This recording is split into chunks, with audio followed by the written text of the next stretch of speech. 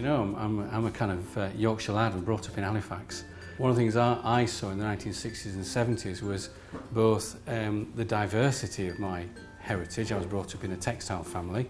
The diversity of my heritage, but also what was happening in terms of the communities, in regard to industrial decline and the way people were responding to opportunities and so forth. And one of the things that I saw growing up was that it was really important for folks to grab hold of opportunity and make the most of them and create something good and very positive.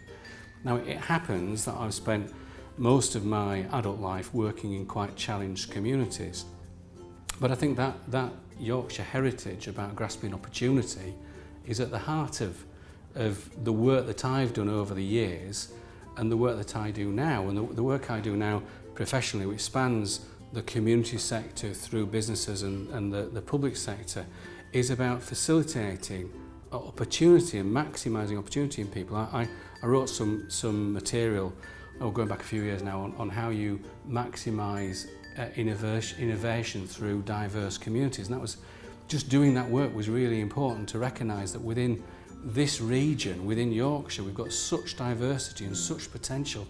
And I do get worried sometimes that we're not sufficiently courageous enough to access and maximise our heritage by going out there and just getting stuff done.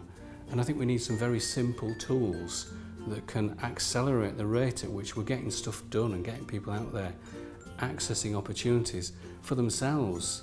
And this is obviously, Mike, where you see spice playing a major role. It is. I mean, one of the things that we've found, both from practical heritage, where spices come from, but also at really senior level intellectual work, spice is becoming an important tool for people.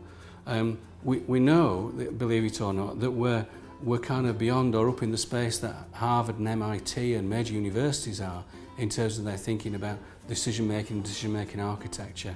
And this has come out of a community in Yorkshire, you know what I mean? And this is about practical tools that enable effective, balanced decision-making that really can accelerate the rate of innovation and contribute to wealth creation. In fact, one of the privileges of my role is that I woke up one day and thought about the work that we're doing at present, and I thought, my goodness, we are actually contributing to wealth creation through this thing we've created. Yeah. The SPICE framework does work, we can evidence that, and we know it's contributing to our region's wealth. How fantastic is that? That's brilliant. And Mikey did say earlier that the Archbishop, former Archbishop Dr. Carey, was aware of this work, and I think now his comments to you are... Oh yeah, George Carey's been great. I stay very close to the Church of England, very much an Anglican clergyman, and George Carey, when I was sharing with him about spice, he said, he used this phrase, "Spice is brilliant, its time has come." Tamsin, you've worked for some very major corporations. What's driven you to come to Yorkshire and work with Mike and Spice? Yeah, it's quite right, Keith. I've worked for about 15 years for both UK-based and also global corporates. And I set up my own business a few years ago. And I started working with Michael about 2 years ago using the SPICE framework. And what I found with it was that it was almost transformational in terms of enabling people to unlock their creative thinking, but also to get much better at how they make decisions and how they work within teams to help them have greater clarity as to where they're going, but also enabling people within the organisation to actually step up, problem solve and make decisions which help the organisation go in the direction that the leaders are looking to take it. So certainly from my kind of experience across both corporate organisations and right down to SMEs, I see it as a framework that actually is really leading edge in terms of helping people to actually transform their thinking. That's excellent. We're reading continually now that the SME market is becoming really buoyant. Mm-hmm. This morning was a newscast that the SMEs will be really starting to employ people to the levels they were in 2008. So you feel this is ideal time for the companies to take advantage of SPICE? Absolutely.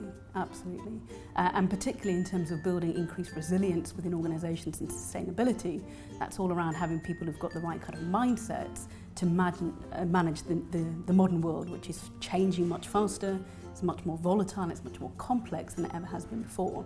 So we need to have the sort of mindset skills that enable people to make better decisions and problem solve in that new world. Excellent. It's down to communication, isn't it, in effect?